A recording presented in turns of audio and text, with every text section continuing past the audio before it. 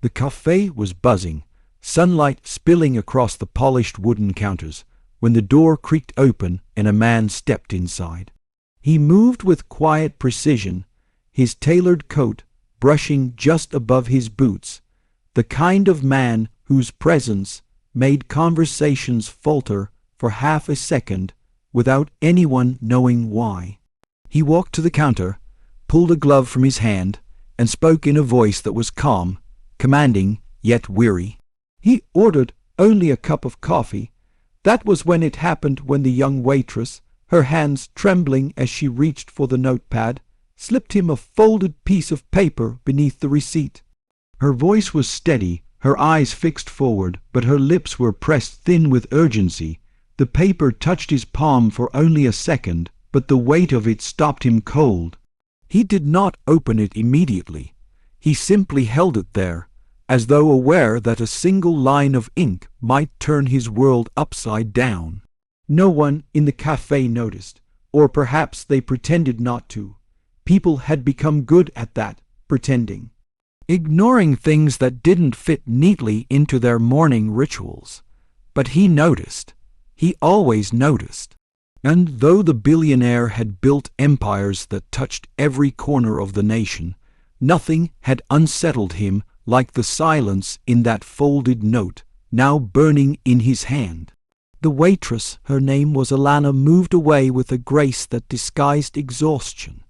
Her apron was frayed at the edges, her shoes worn thin, her hair tied back too quickly that morning.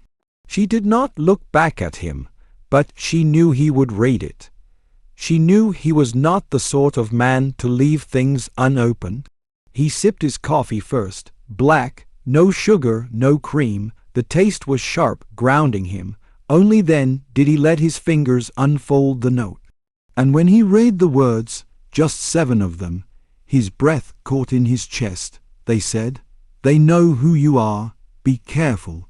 For a moment, the clinking of cups and the low murmur of conversation faded, replaced by a ringing silence that pressed against his ears. His heartbeat was a drum. He glanced around the café at the ordinary faces, an old man with a newspaper, 2 college students hunched over laptops, a mother cutting a pancake for her son. Ordinary, and yet not. He suddenly felt as though every eye might be watching. The billionaire's name was Elias Kane. Few people knew him by sight, though his signature was etched across skylines in steel and glass. He had once been a soldier before he became an empire builder, a man who had carried comrades bleeding through deserts where the sun burned flesh like paper. He had lost brothers there, buried too many to count, and carried their memory in the scars beneath his suit. His wealth had come later: ruthless boardrooms, endless negotiations, nights without sleep. Yet beneath the polished surface still beat the heart of a soldier, trained to recognize danger not by noise, but by silence. Alana returned to the counter, pouring coffee for another table, but her hands shook more now, betraying her calm exterior. Elias studied her carefully. There was something in her eyes: fear, yes, but also something else, a plea. She had risked much to give him that note. He folded it again, slid it into his pocket, and waited. He wanted to see if she would dare another glance. She didn't. The café grew smaller around him.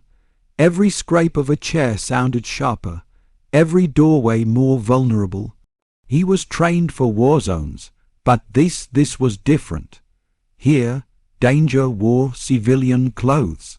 He thought of his enemies: corporations who despised him, politicians who feared him, shadows that thrived in silence. Someone had found him here, stripped of his boardroom armor, just a man seeking coffee in an ordinary café.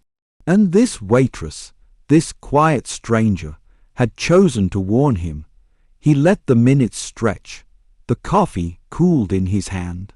He remembered the desert again, the taste of sand in his teeth, the silence before an ambush.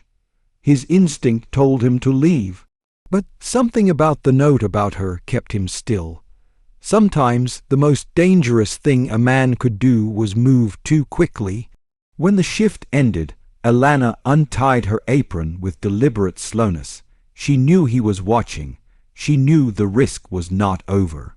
Her co-workers laughed in the back, oblivious, and the manager barked at a dishwasher. Life carried on. But her life was already different now. She gathered her bag and headed for the door, not looking at him, but her posture stiff as if bracing for impact. Elias followed, quietly at a distance, his boots tapping the pavement a second after hers. She walked fast, turning into an alley between two brick buildings, and he realized at once it was a mistake. A figure stepped out from the shadows ahead of her. Another appeared behind. Elias quickened his pace. The soldier in him was awake now, no longer hidden beneath the billionaire's coat. The alley smelled of damp stone, the faint metallic tang of rust and rain. He saw Alana freeze, her body taut like a cornered deer. The first man spoke, though Elias could not hear the words. He only saw the menace in the way he leaned close. The other man shifted, blocking escape. Elias stepped forward. Slowly, purposefully, he said nothing. His silence was its own weapon. The two men glanced at him, irritation flashing, then curiosity. He was only one man, but there was something in the way he carried himself, shoulders straight, eyes unflinching, that made them hesitate. Alana's eyes darted to him then, wide and desperate. She had not expected him to follow. She had not expected the man she warned to become her shield. The first man growled something Elias could now hear. "Walk away. This isn't your problem." But Elias didn't move. His hand slipped into his pocket, not for a weapon, but for the note. He held it up between his fingers, letting them see. The simple folded paper that had changed everything. "You're right," he finally said, his voice quiet but unyielding. "It isn't my problem, it's yours." The men stiffened. They recognized the implication. He knew, and more importantly, they knew he was not afraid. There was a silence so heavy it felt like the world itself held its breath. Then, without warning, the first man lunged. But Elias was faster. He sidestepped, his hand gripping the man's wrist, twisting with practiced precision. The sound of bone straining filled the air, followed by a grunt of pain. The second man froze, reconsidering. Alana stumbled back, pressing against the wall. Her breath came in sharp bursts, her hands over her mouth. Elias leaned close to the man whose arm he held, his voice like steel wrapped in calm. "Tell them I'm not as blind as they think." He released him suddenly, and the man staggered back, clutching his wrist. The other decided it was not worth it. They melted into the shadows they had emerged from, swallowed by the city's indifference. Alana exhaled a sob. Elias turned to her, his eyes softening now. He offered no smile, no reassurance, only presence. Sometimes presence was more powerful than words. She whispered, barely audible, "They'll come back." "I know," he said, "but so will I." For the first time she looked at him not with fear, but with something closer to faith. The city hummed beyond the alley, life moving on unaware of what had just passed. Elias Kane had entered a café that morning as a billionaire seeking coffee, and had left as something more. His silence had spoken louder than wealth, louder than fear, and Alana, once just a waitress, invisible to the world, had chosen courage that forced a titan to stand still.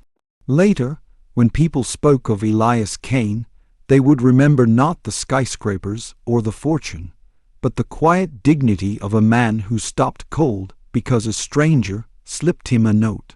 They would remember that sometimes it is not power that saves us, but the courage of the unnoticed. And in the silence that followed, a truth lingered etched in the memory of both. That strength is not in what a man builds, but in who he chooses to protect when no one else is watching.